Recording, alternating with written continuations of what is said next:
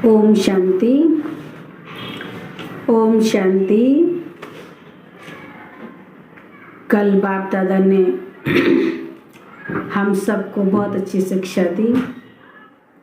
बाबा ने कहा हम सबको महावीर बनना है, खुश रहना है और जो परिस्थितियाँ आती हैं उन्हें गुड लक समझना है।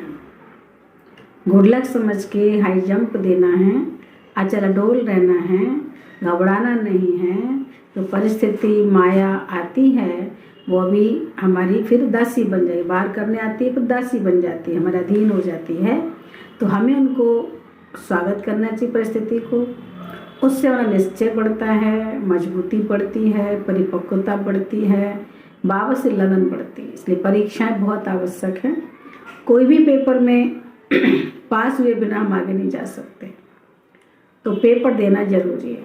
तो पेपर आएंगे तो हमारी क्लास ट्रांसफ़र होती है। तो हम सभी ट्रांसफ़र हो रहे हैं बाबा के बच्चे। वैसे तभी बाप दादा ने भी हम सबको बहुत अच्छी शिक्षाएं दी। सदा स्नेही बनना है, स्मृति स्वरूप बनना है, संतुष्ट रहना है, परिवार से स्नेह रखना है और मिलजुल के रहना है। किसी की भी कमी कमजोरी नहीं देखनी है, क्योंकि बाबा का हर बच्चा हर मणका मूल्यवान है। क्योंकि बाबा ने कहा बाबा से प्यार 100% है, परंतु बाबा तो चला जाएगा परम धाम, परिवार तो पूरे कल्प साथ रहेगा।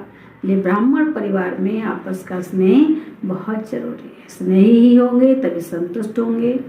बाबा ने बहुत अच्छी बात कही, अगर कहीं असंतुष्टता है तो कहीं ना कहीं किसी न किसी व्यक्ति में, वस्तु में, वैभव में, साधनों में, सुविधाओं में क्या कहेंगे लगाव है, बुद्धि चाह रही है, तभी हम असंतुष्ट रहते हैं। और जब ये नहीं होगा तो हम सदा संतुष्ट रहेंगे, सदा खुश रहेंगे, महावीर बन के रहेंगे। बाबा हमको रोज नई नई बातें सिखाता है। तो आज भी बाबा ने हमारे 3/11/2020 के महावाक्य हैं और बाबा में रोज अच्छी अच्छी शिक्षाएं देते हैं, हम सबको आगे बढ़ाते हैं और देवता बनने का राज हमें सिखाते हैं। तो आज ही बाबा ने हमें जादूगर बनने की बात कही। हम अलौकिक जादूगर है, जादू करना है, विजय माला में पिरोने का पुरुषार्थ करना है। कोई भी हमारी कमी कमी ना रहे, हमें युद्ध में विजयी बन करके सत्युग में जाना है। सत्युग के जाने की हम तैयारी कर रहे हैं, तो हमें अपनी चेकिंग करते रहना है। बाबा की याद से, पुरुषार्थ से अपने गुणों को देखते रहना है कि कहाँ तक हम विजय माला का दाना बने हैं। क्यों?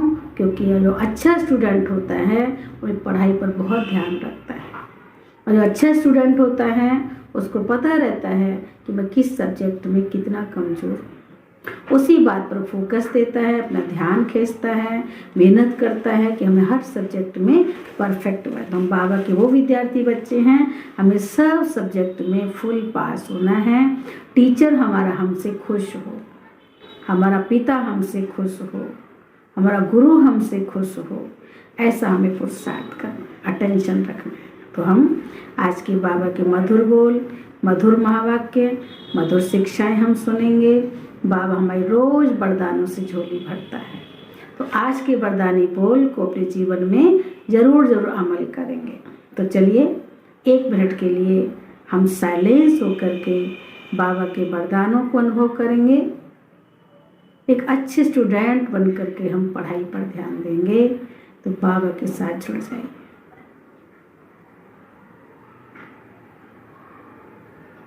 बाबा के वरदान अपने में समाइए और महसूस कीजिए कि मैं विजय माला का दाना।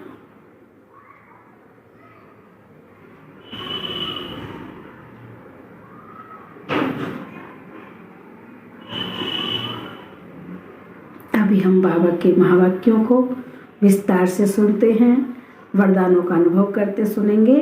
तो आज के बाबा के मुरली के मधुर महावाक्य हैं। मीठे बच्चे, तुम ही सच्चे अलौकिक जादूगर हो। तुम्हें मनुष्य को देवता बनाने का जादू दिखाना है। प्रश्न है, अच्छे पुरुषार्थी स्टूडेंट की निशानी क्या होगी? उत्तर है, वह पास विद ऑनर होने का अर्थात विजयमाला में आने का लक्ष्य रखेंगे। उनकी बुद्धि में एक बाप की ही याद होगी। देह सहित देह के सब संबंधों से बुद्धि योग तोड़ एक से प्रीत रखेंगे। ऐसे पुरुषार्थी ही माला का दाना बनते हैं। ओम शांति। रूहानी बच्चों प्रति रूहानी बाप बैठ समझाते हैं, अब तुम रूहानी बच्चे जादूगर जादूगरनी बन गए हो, इसलिए बाप को भी जादूगर कहते हैं। ऐसा कोई जादूगर नहीं होगा जो मनुष्य को देवता बना दे। ये जादूगरी है ना। कितनी बड़ी कमाई कराने का तुम रास्ता बताते। स्कूल में टीचर कमाई करना सिखाते हैं ना, पढ़ाई कमाई है ना। भक्ति मार्ग की कथाएं शास्त्र आदि सुनना उसको पढ़ाई नहीं कहेंगे। उसमें कोई आमदनी नहीं, सिर्फ पैसा खर्च होता है। बाप भी समझाते हैं, भक्ति मार्ग में चित्र बनाते, मंदिर आदि बनाते, भक्ति करते करते तुमने कितने पैसे खर्च कर लिए हैं। टीचर तो फिर भी कमाई कराते हैं, आजीविका होती है। तुम बच्चों की पढ़ाई कितनी ऊंची है, पढ़ना भी सबको है। तुम बच्चे मनुष्य से टीचर देवता, मनुष्य से देवता बनाने वाले हो। उस पढ़ाई से तो बैरिस्टर आदि बनेंगे, सो भी एक जन्म के लिए। कितना रात दिन का फर्क है। इसलिए तुम आत्माओं को शुद्ध नशा होना चाहिए। यह है गुप्त नशा, बेहद के बाप की तो कमाल है। कैसा रूहानी जादू है। रूह को याद करते करते सतो प्रधान बन जाना है। जैसे सन्यासी लोग कहते हैं ना, तुम समझो मैं भैंस हूँ, मैं भैंस हूँ। तो ऐसा समझकर कोठी में बैठ गया, बोला मैं भैंस हूँ, मैं भैंस हूँ। अब भैंस हूँ तो भावना वही हो गई। तो बोला मैं कोठी से निकलूँ कैसे, मैं दरवाजा बड़ा करना पड़ा, कैसे निकलेंगे कमरे से। अब बाप कहते हैं तुम पवित्र आत्मा थे, अब अपवित्र बने हो। फिर बाप को याद करते करते तुम पवित्र बन जाएंगे। इस ज्ञान को सुनकर नर से नारायण अथवा मनुष्य से देवता बन जाते हो। देवताओं की भी सॉवरेंटी होती है ना। तुम बच्चे अब श्रीमत पर भारत में डीटी सॉवरेंटी स्थापन कर रहे हो। बाप कहते हैं अब मैं जो तुमको श्रीमत देता हूँ, ये राइट है या शास्त्रों की मत राइट है, जज करो। गीता है सर्वशास्त्र शिरोमणि श्रीमद् भगवद गीता। ये खास लिखा है। अब भगवान किसको कहा जाए, जरूर सब कहेंगे निराकार शिव। हम आत्माएं उनके बच्चे ब्रदर हैं। वह एक बाप है। बाप कहते हैं तुम सब आशिक हो, मुझ मासूक को याद करते हो। क्यों? क्योंकि मैंने ही राजयोग सिखाया था,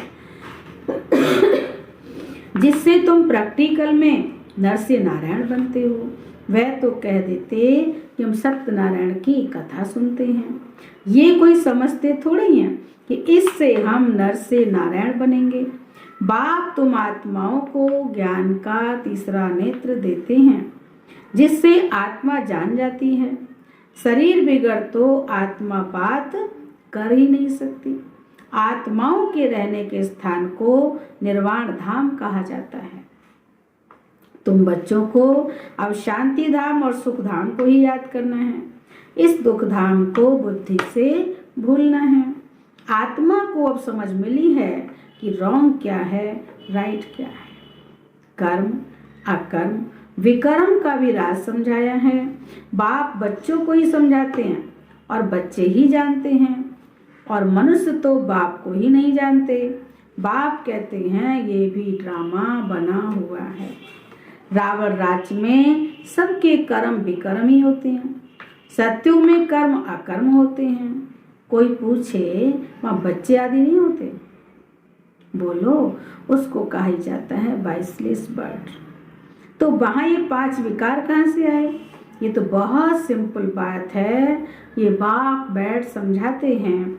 जो राइट समझते हैं वह तो झट खड़े हो जाते हैं। कोई नहीं भी समझते हैं, मान लो बाबा के बच्चे बहुत सारे ज्ञान में चलते हैं, तो जो सही समझते हैं वो झट खड़े होकर आगे चढ़ते पुरुषार्थ करते हैं। जो नहीं समझते हैं वो ऐसे ही चलते हैं। फिर क्या होता है, धीरे धीरे आगे चलकर समझ में आ जाएगा। समा पर पतंगे आते हैं, चले जाते हैं, फिर आते हैं, ये भी समय है। सब जलकर खत्म होने हैं, ये भी समझाया जाता है। बाकी समा कोई है नहीं, वह तो कॉमन है। समा पर पतंगे बहुत जलते हैं। दीपावली पर कितने छोटे छोटे मच्छर निकलते हैं और खत्म हो जाते हैं। जीना और मरना। बाप भी समझाते हैं, पिछाड़ी में आकर जन्म ले और मर जाए, वह तो जैसे मच्छरों सदृश हो गए। मतलब समझ में आया? मतलब बाबा ने कहा कि लास्ट के कलयुग के आखिर में आएंगे, पैदा हुए, थोड़ा देखे, फिर मर गए, उससे क्या मतलब, कोई फायदा नहीं है। बाकी पूरे टाइम बैठे रहेंगे। तो बाबा ने कहा मच्छरों सदृश हो गए। फिर तो बाप वर्षा देने आए हैं, तो पुरुषार्थ कर, पास विद ऑनर होना चाहिए। ऐसा नहीं कि हम आए और फिर चले, मरे जाएं, चले जाएं। नहीं, हमें पूरा पुरुषार्थ करके विद ऑनर पास होना चाहिए। अच्छे स्टूडेंट बहुत पुरुषार्थ करते हैं। ये माला भी पास विद ऑनर्स की है। जितना हो सके पुरुषार्थ करते रहो। विनाश काले विपरीत बुद्धि कहते हैं। इस पर भी तुम समझा सकते हो। हमारी बाप के साथ प्रीत बुद्धि है। एक बाप के सिवाय हम और कोई को याद नहीं करते। बाप कहते हैं देश है दे के सब संबंध छोड़, माँ में कम याद करो। भक्ति मार्ग में बहुत याद करते आए हो। हे दुख हरता सुख करता। तो जरूर बाप सुख देने वाला है ना। स्वर्ग को कहा ही जाता है सुख धाम। बाप समझाते हैं मैं आया ही हूँ पावन बनाने। बच्चे जो कामचिता पर बैठ भस्म हो गए हैं, उन पर आकर ज्ञान की वर्षा करता हूँ। तुम बच्चों को योग सिखलाता हूँ।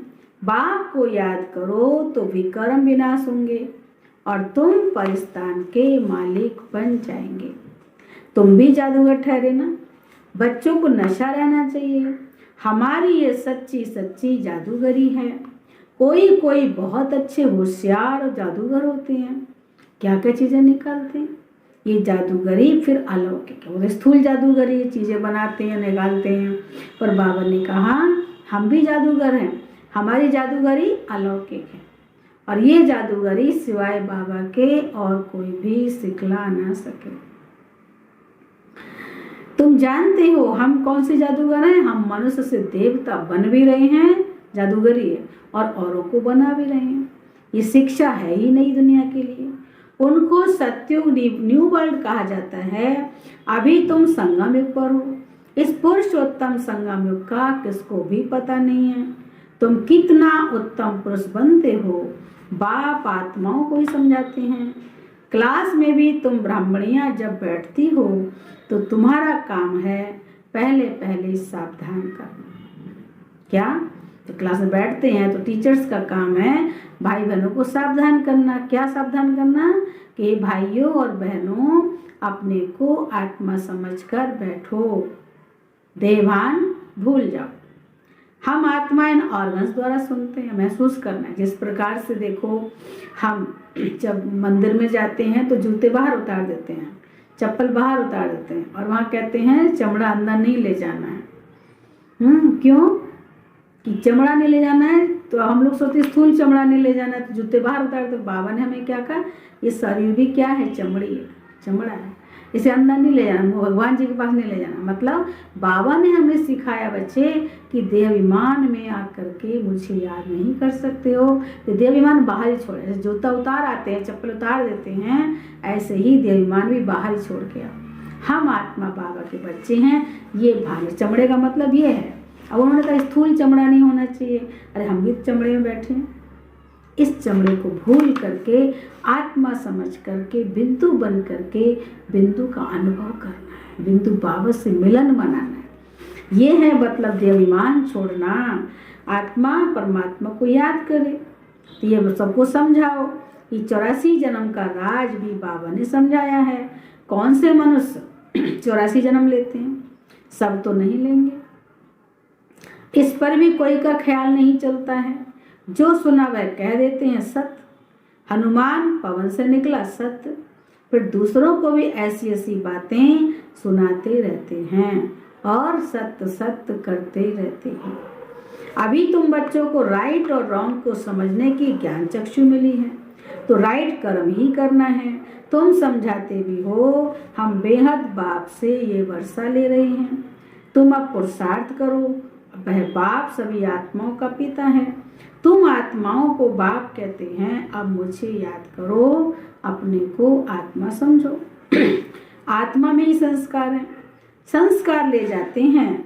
कोई का नाम छोटेपन में बहुत हो जाता है तो समझा जाता है कि इसने अगले जन्म में ऐसे कोई कर्म किए। कोई ने कॉलेज आदि बनाए हैं तो दूसरे जन्म में अच्छा पढ़ते हैं। कर्मों का हिसाब किताब है ना। सत्युग में विकर्म की बात ही नहीं होगी। कर्म तो जरूर करेंगे, राज्य करेंगे, खाएंगे, परंतु उल्टा कर्म नहीं होगा। सत्युग राज्य करेंगे, कर्म सब कुछ करेंगे, पर उल्टे कर्म नहीं होंगे, विकार नहीं होंगे। उनको कहा जाता है रामराज। यह है रावण राज। अभी तुम श्रीमत पर रामराज स्थापन कर रहे हो। वह है नई दुनिया। पुरानी दुनिया पर देवताओं की परछाई नहीं पड़ती है। लक्ष्मी का जड़ चित्र उठाकर रखो तो परछाई पड़ेगी, चैतन्य की नहीं पड़ेगी। तुम बच्चे जानते हो सबको पुनर्जन्म लेना ही पड़े। नार के कंगनी, कुएं से पानी निकालने की विधि, माना जो है पहले एक रहट होता था तो कुएं से पानी निकाले, रहट डब्बे डब्बे बने होते थे, उनकी चैन होती थी, ऐसे घूमता था तो पानी निकलता तो गिरता जाता था, निकलता है। उधर डूब के आएगा भर के तो उधर गिर जाएगा, खेत में कहाँ डालते थे तो नीचे से भर के आएगा। तो उसे नार के पानी, कुएं से पानी निकालने की विधि होती है ना, फिरती रहती है, चलती रहती है। ये भी तुम्हारा चक्र फिरता रहता है। इस पर ही दृष्टांत समझाए जाते हैं। पवित्रता तो सबसे अच्छी है। कुमारी पवित्र है इसलिए सब उनके पांव पड़ते हैं। तुम हो प्रजापिता, ब्रह्मा कुमार, कुमारियां, मेजॉरिटी कुमारियों की है, इसलिए गायन है कुमारी द्वारा बाण मरवाए। यह है ज्ञान बाण। तुम प्रेम से बैठ समझाते हो। बाप सतगुरु तो एक ही है, वह सर्व का सदगति दाता है। भगवानवाच मन मना भव, ये भी मंत्र है, इसमें ही मेहनत है। अपने को आत्मा समझ, बाप को याद करो, यह गुप्त मेहनत। आत्मा ही तमो प्रधान बनी है, फिर सतो प्रधान बनना है। बाप ने समझाया है आत्माएं परमात्मा अलग रहे बहुकाल। सुंदर मेला कर दिया जब सतगुरु मिले दलाल। जो पहले पहले बिछुड़े हैं मिलेंगे भी पहले उनको ही। इसलिए बाप कहते हैं लाडले सिक्की लदे बच्चों, बाप जानते हैं कब से भक्ति शुरू की है। आधा आधा है, आधा कल्प ज्ञान, आधा कल्प भक्ति। दिन और रात 24 घंटे में भी 12 घंटे AM और 12 घंटे PM होता है। कल्प भी आधा आधा होता है। ब्रह्मा का दिन, ब्रह्मा की रात। फिर कलयुग की आयु इतनी लंबी क्यों दे देते हैं? अभी तुम राइट रॉन्ग बतला सकते हो। शास्त्र सब हैं भक्ति मार्ग के। फिर भगवान आकर भक्ति का फल देते हैं। भक्तों का रक्षक कहा जाता है ना। आगे चल तुम सन्यासियों आदि को बहुत प्यार से बैठ समझाएंगे। तुम्हारा फार्म तो वह भरेंगे नहीं, माँ बाप का नाम लिखेंगे नहीं। कोई कोई बताते हैं बाबा जाकर पूछते थे क्यों सन्यास किया। सन्यासी बाबा, ब्रह्मा बाबा जाकर पूछते थे आपने क्यों सन्यास किया, कारण बताओ। विकारों का सन्यास करते हैं तो घर का भी सन्यास करते हैं। अभी तुम सारी पुरानी दुनिया का सन्यास करते हो। सारी दुनिया को बुद्धि से बोलते हैं हमारा सन्यास अलौकिक है, बेहद का है। हम सारी पुरानी दुनिया का सन्यास करते हैं। नई दुनिया का तुमको साक्षात्कार करा दिया है। वह है बाइसलेस बर्ड, हेवनली गॉड फादर है। हेवन स्थापन करने वाला, फूलों का बगीचा बनाने वाला, कांटों को फूल बनाते हैं। नंबर 1 कांटा है काम कटारी। काम के लिए कटारी कहते हैं। क्रोध को भूत कहेंगे, क्रोध को कटारी नहीं कहते। काम विकार के लिए कटारी कहते हैं। देवी देवताएं डबल अहिंसक थे। निर्विकारी देवताओं के आगे विकारी मनुष्य सब माथा टेकते हैं। अब तुम बच्चे जानते हो हम यहाँ आए हैं पढ़ने के लिए। बाकी उन सत्संगों आदि में जाना वह तो कॉमन बात है। ईश्वर सर्वव्यापी कह देते हैं। बाप कभी सर्वव्यापी होता है क्या? बाप से तुम बच्चों को वर्षा मिलता है। बाप आकर पुरानी दुनिया को नई दुनिया स्वर्ग बनाते हैं। कई तो नरक को नरक भी नहीं मानते हैं, साहूकार लोग समझते हैं फिर स्वर्ग में क्या रखा है। हमारे पास धन महल विमान आदि सब कुछ है, हमारे लिए यही स्वर्ग है। नरक उनके लिए है जो किचड़े में रहते हैं। इसलिए भारत कितना गरीब कंगाल, लोग ये सोचते हैं जो साहूकार लोग कि हमें यही स्वर्ग है, जो गरीब हैं कचड़े गंदगी में रहते हैं वो नरक में हैं। और बाबा ने क्या कहा, आज के समय में सब नरक में, सब दुखी हैं, सब परेशान, सब अशांत हैं। इसलिए आज कोई नहीं कह सकता हूँ स्वर्ग में। क्यों? स्वर्ग के लिए महिमा गाते हैं। स्वर्ग के 4 सुख प्रसिद्ध हैं।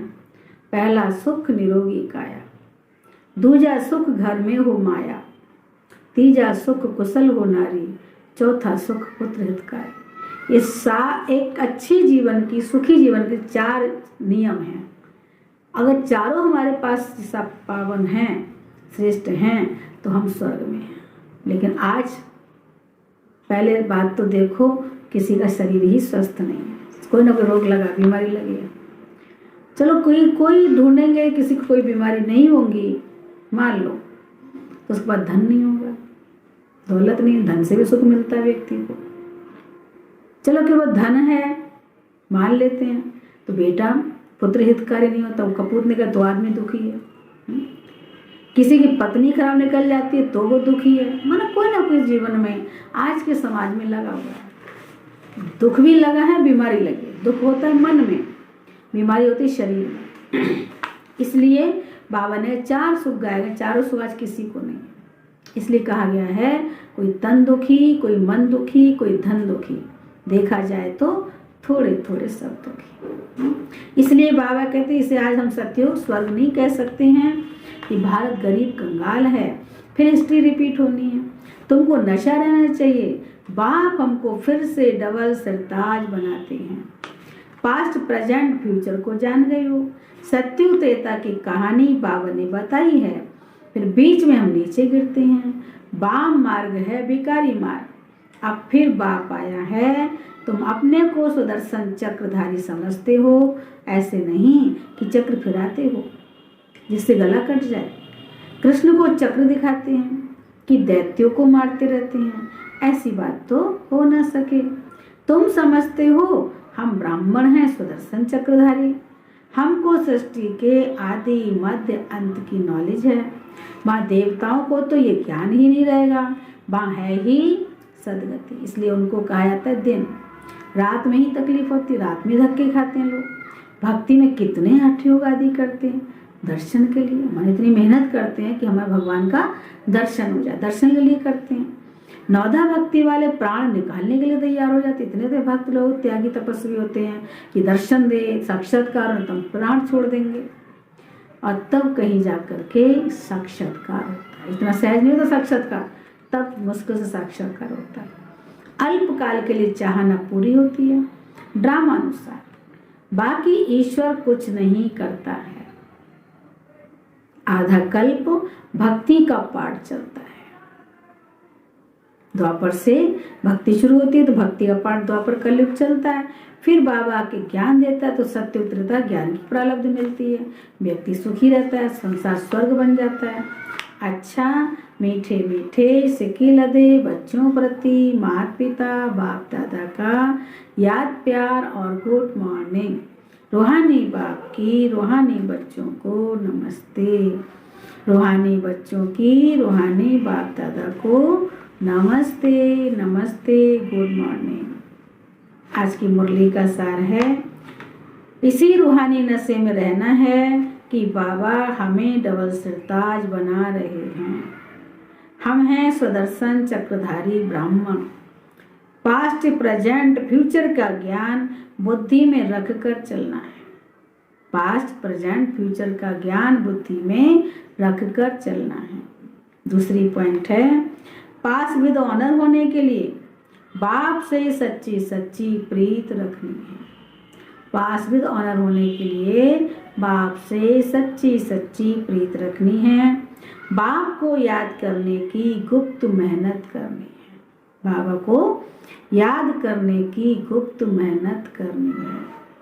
वरदान है, सर्व गुणों के अनुभवों द्वारा बाप को प्रत्यक्ष करने वाले अनुभवी मूर्त भव। सर्व गुणों के अनुभवों द्वारा बाप को प्रत्यक्ष करने वाले अनुभवी मूर्त भव। विस्तार है, जो बाप के गुण गाते हो उन सर्व गुणों के अनुभवी बनो। भगवान की महिमा करते ना कि बाबा प्रेम का सागर है, सुख का सागर है, शांति का सागर है, शक्ति का सागर है, खुशी का भंडार है। कितने गुण गाते हैं हम बाबा के। तो बाबा जो महिमा करते हैं बाबा की, वो गुण हमसे दिखाई देने चाहिए, हमसे अनुभव होने चाहिए। तो बाबा ने कहा उन गुणों का अनुभव करो, तो सर्व गुणों के अनुभवी बनो। जैसे बाप आनंद का सागर है, तो उसी आनंद के सागर की लहरों में लहराते रहो। जो भी संपर्क में आए उसे आनंद, प्रेम, सुख, शांति सब गुणों की अनुभूति करा। जो भी हमारे संपर्क में आता है उसको हमसे फीलिंग आए, महसूस हो, शांति की, खुशी का, प्रेम का, आनंद का, शक्ति का, सब हमसे अनुभूति। किस बंदे में इतने अच्छे गुण हैं।